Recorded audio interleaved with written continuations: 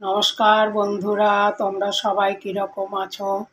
আজকে আমি তোমাদের সোয়াবিন, পটল, আলু দিয়ে তরকারি রান্না করে দেখাবো। এখানে আমি একটা পাত্রে টমেটো কুচি, আদা কুচি, লঙ্কা, জিরে ধনের গুঁড়ো নিয়ে নিয়েছি। এটা আমি বেটে তারপরে রান্নাটা তোমাদের দেখাবো। এখন আমি তেলটা কড়াইয়ের মধ্যে দিয়ে দিচ্ছি। এবার আমি সোয়াবিন, আলু, পটলগুলি ভেজে নেব। পটলটা ভাজা হয়ে গেছে, এবার পাত্রের মধ্যে তুলে নেব।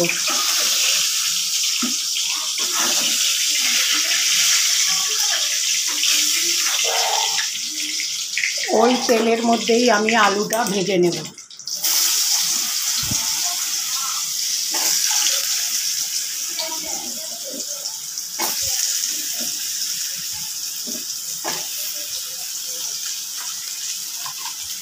পরিমাণ মতন লবণ, হলুদ দিয়ে দিলাম। এবার আমি আলুটা ভালো করে ভেজে নেব।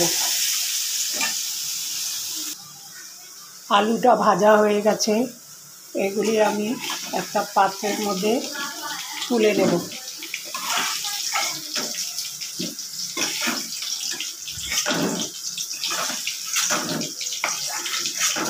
এই তেলের মধ্যেই আমি সোয়াবিনটা ভেজে নেব।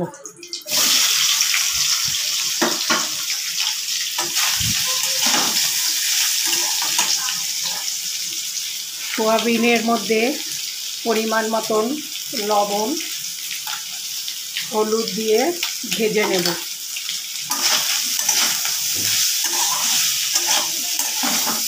সোয়াবিনটা ভালো করে ভেজে নেব। সোয়াবিনটা ভাজা হয়ে গেছে, এইটা আমি একটা পাত্রে তুলে নেব। কড়াইটা গরম হয়ে গেছে, এবার আমি পরিমাণ মতন তেল দিয়ে দেব।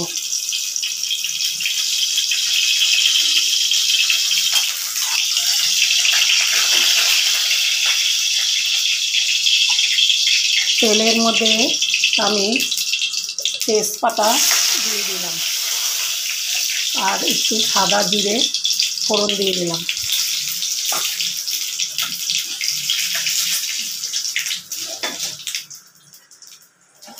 এখানে বাটা মশলাটা এর মধ্যে দিয়ে দিলাম।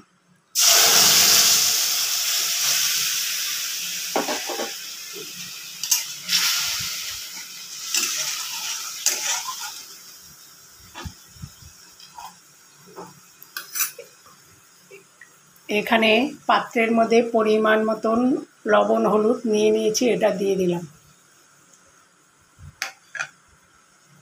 এবার আমি এটা ভালো করে মশলাটা ভেজে নেব।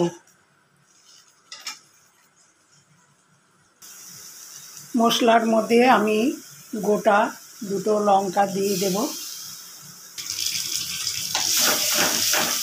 মশলাটা কষানো হয়ে আসছে, এর মধ্যে আমি একটু অল্প গরম মশলার গুঁড়ো দিয়ে দিচ্ছি।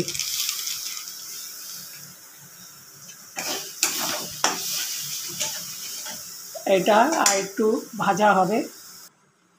মশলাটা আমার ভাজা হয়ে গেছে, এর মধ্যে আমি ভেজে রাখা আলু, পটল, সোয়াবিনটা দিয়ে দিচ্ছি। এগুলি আরও ভালো করে সব একসাথে কষানো হবে। সোয়াবিন, আলু, পটল ভাজা ভালোভাবে হয়ে গেছে, এবার আমি পরিমাণ মতন জল দিয়ে দেব।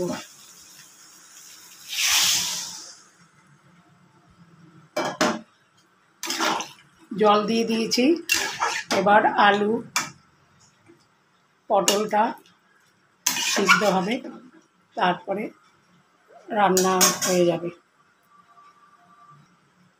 সোয়াবিন রান্না করাটা আমার রেডি হয়ে গেছে, এবার একটা পাত্রে আমি তুলে নেব।